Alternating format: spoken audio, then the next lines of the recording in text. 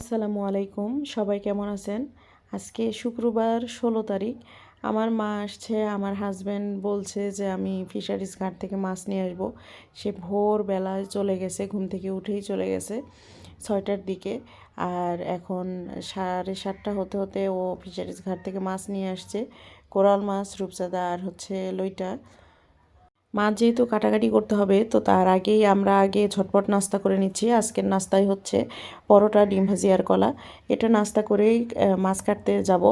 আমার হাজব্যান্ড হচ্ছে কোরাল মাছ কাটবে।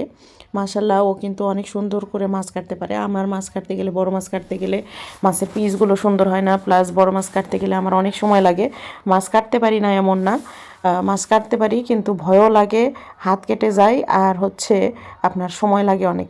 আমার হাজব্যান্ড একটা বড় মাছ কাটতে তার 5 থেকে 6 মিনিট লাগে, আমার দেখা যায় অনেক সময় লাগে। তো আমি যেগুলো ছোটো মাছ, যেমন রূপচাঁদা, তারপরে লইটা মাছ, এইগুলো আমি কেটে নেব। আর তারপরে আমার হাজব্যান্ড বলছে যে আজকে যেহেতু শুক্রবার, মাকে নিয়ে একটু বাইরে বের হব। কারণ আমরা যখন আসছিলাম তখন আমার হাজব্যান্ডের তো ফুল দমে অফিস, ওর ছুটি ছিল না। আর আমার হাজব্যান্ড আসতে আসতে, এখন শীতের সময়, দেখা যায় সন্ধ্যায় হয়ে যায়। আমি দুপুরে খাওয়ার পরে একটু টুকটাক মাকে নিয়ে এমনি কাছে যেইগুলো, সেগুলোতে ঘুরতে যাইতাম। তো ঘুরতে বলতে এমনি আমার মা সারাদিন বাসায় একটু কাজ করে, সেই মানুষ একদমই আপনার হচ্ছে বাসায় এসে এইভাবে বসে থাকা, এই কারণে একটু হাঁটাহাঁটি করতাম। তো এখানে এই দুইটা কিন্তু বেশ বড় হচ্ছে আপনার। এটাকে রূপচাঁদার যেটা, এটাকে কালো চাঁদা বলে। অনেক বড় কিন্তু দুইটা। আর এখানে লইটা মাছ। তো আমার মা প্রথমে কাটতে চাচ্ছিল, তো আমরা বললাম যে না, আপনি বসে থাকেন, আমরাই দুইজন কাটি। তো মা বসে থাকলো। আমার হাজব্যান্ড এখানে কোরাল মাছটা কেটে নেবে।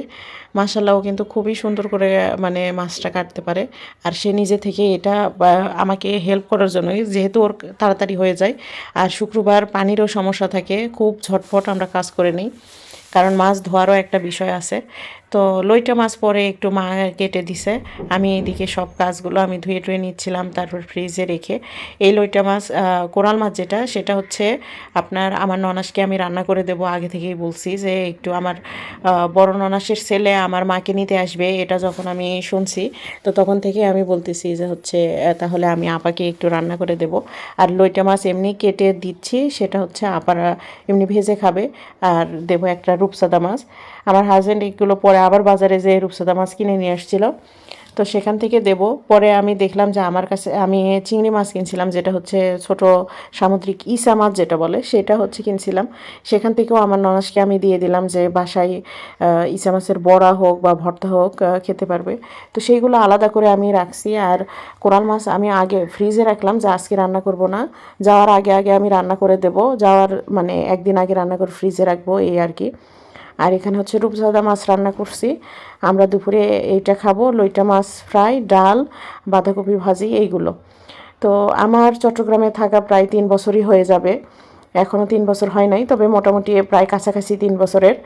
এই প্রথম শুক্রবারে মানে আপনার হচ্ছে আমার হাজব্যান্ড নামাজ পড়তে গেছে, তো যেটা হচ্ছে তবারক আর কি, এই প্রথম মানে নিয়ে আসছে। আসলে চট্টগ্রামে এইগুলো নাই। চট্টগ্রামে তারা যদি মানে কোনো জিয়ারত হোক বা দোয়ার হয়, তাহলে বাসায় তারা হচ্ছে দাওয়াত করে খাওয়ায়।